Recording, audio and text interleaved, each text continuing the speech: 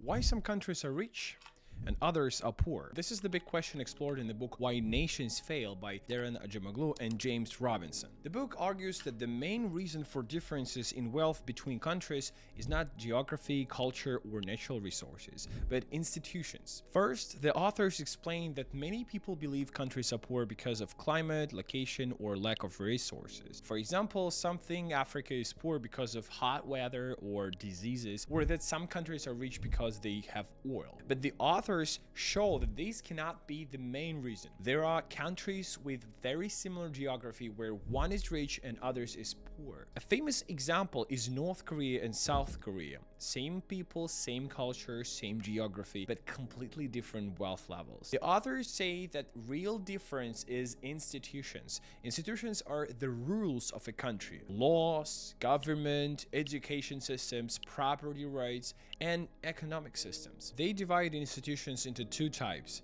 inclusive institutions and extractive institutions. Inclusive institutions allow many people to participate in the economy. They protect property rights, allow people to start businesses, get education, and innovate. In these countries, people work hard because they know they can keep their money and improve their lives. This leads to economic growth and innovation. Examples include countries like the United States, the United Kingdom, and Germany. Extractive institutions are the opposite. They are designed to take wealth from the population and give it to small elite group. In these countries, people often have little freedom, weak property rights, corruption, and limited education. Because people cannot benefit from their hard work, they have little motivation to innovate or invest. This keeps countries poor. Another important idea in the book is political power. The authors argue that economic institutions depend on political institutions. If political power is concentrated in the hands of few people, they will create extractive economic institutions to keep their power and wealth. But if political power is distributed among many people, inclusive institutions are more likely to develop. The book also explains that small historical events can change the path of a country. This is called critical junctures. For example, colonization, revolutions, or wars sometimes changed institutions in ways